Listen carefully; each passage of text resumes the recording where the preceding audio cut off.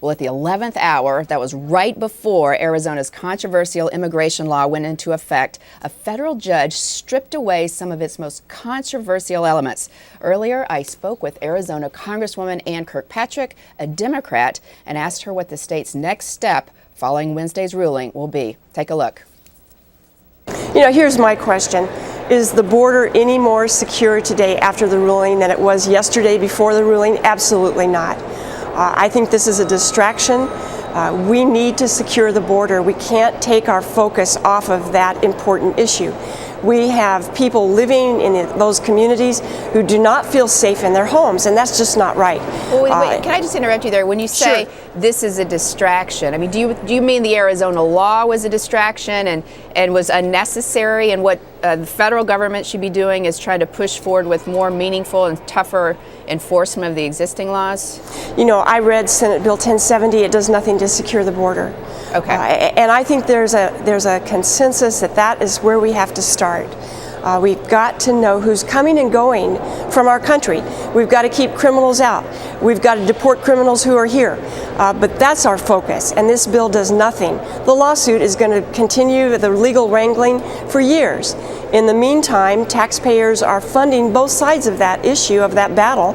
Millions of dollars will be spent, and we still won't have a secure border. Well, now, obviously, the law gave police the authority to ask for someone's, basically their papers if they were pulled over for a lawful stop. Do you think that would have had any difference, made any difference? Would this law have had any impact if it had gone forward, the judge hadn't blocked it? I don't think the law would have had any impact. That's why I was against it, and that's why I called on the administration not to sue the state of Arizona. I mean, it's frustrating and angry and I'm angry that was their response. But what we need is a concerted effort with the administration, with Congress, to secure the border. But why were you frustrated and angry with the administration when it decided to sue Arizona? We've been calling on the federal government to fix this problem for years in Arizona. I was in the state legislature when we passed the E-Verify law, and we did that out of anger and frustration that the federal government wasn't doing anything. So I've been calling on Congress to address this issue since I got here. I'm Arizona's only member on Homeland Security, and again saying, let's not be distracted by these sideshows. Here's the issue. There's a consensus that we need to secure the border.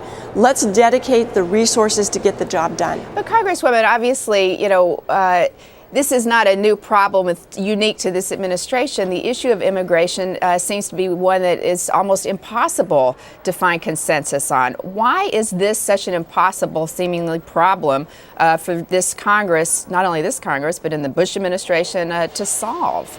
I've been talking to my colleagues. I say, earlier in this session, we helped out the Midwest states, other states that were really suffering in this economic downturn. And I'm saying, now come to help Arizona. Come now to the table and help the border states solve this problem. We can all work together on this. And now how would you, when you talk about, come to Arizona, how would you characterize the problem in Arizona? Let's say I'm sitting, in Tennessee, or, what is the problem that Arizona is now facing? The problem is that Arizona has a border with Mexico, and we have these powerful drug cartels in Mexico that are smuggling cash, illegal drugs, people, guns across that border, both northbound and southbound. And I tell them stories about the ranchers that I talk to, they don't feel safe in their homes. They don't feel like they can leave their families just to go out and mend their fences or tend to their cattle, because these are hardened criminals coming across the border.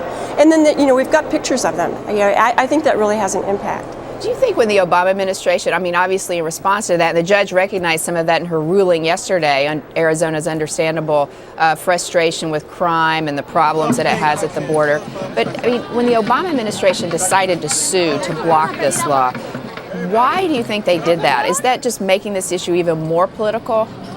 I can't guess on the motives of the administration. As I said, is the border any more secure today than it was yesterday as a result of the lawsuit and the judge's ruling? Absolutely not.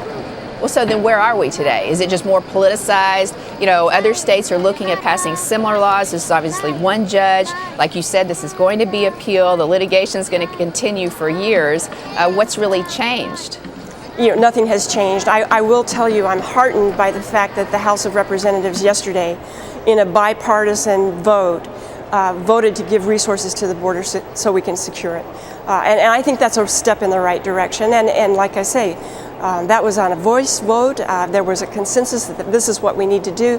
And so I'm calling on people to keep that focus. Let's not be distracted by the lawsuit, by the judge's ruling. We've got to keep focused on the border. But what about Democrats who, obviously want to provide, a pretty clear path to citizenship for some people who have been in this country illegally, and Republicans are saying that's a non-starter? I mean, where do you see this reaching some kind of turning point where people sit down and figure this out? Jan, I think it starts again with making those communities and those people who live along the border feel safe in their communities. We've got to focus on that first. I think once that's done, we can talk about the other immigration issues. Okay, well, if you don't mind, also, let me just ask you another question on a totally different topic. Rangel, who obviously has his hearings today, what is your take on that, and do you think that he should step down? I've called on him to resign his seat. I think as members of Congress, we have a duty to hold each other to a higher standard. I'm not happy with what's been discovered by the Ethics Committee. I think he should step down. Okay. Well, thank you very much, Congresswoman, for joining us. We really appreciate it. Thank you, Jan.